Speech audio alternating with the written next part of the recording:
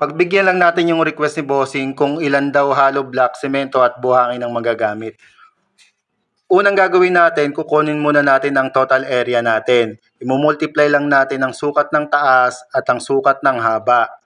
5 meters times 4 meters is equals to 20 square meters. Yan ang ating total area. Imumultiply naman natin ang total area sa 12.5 na bilang ng CHB kada square meter is equals to 250 na hollow blocks. Dumako naman tayo dito sa mortar natin o sa palaman natin sa hollow blocks.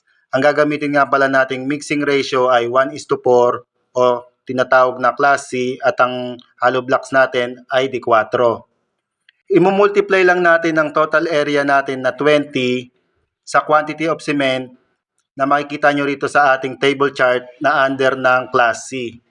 20 times 0.491 is equals to 9.82 o 10 bags ng semento.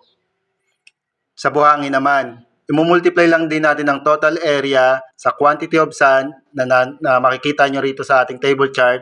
20 times 0.0545 is equals to 1.09 cubic meter. Halos 10 bag ng semento at halos 2 cubic meter ng buhangin ang magagamit natin sa 250 na hollow blocks.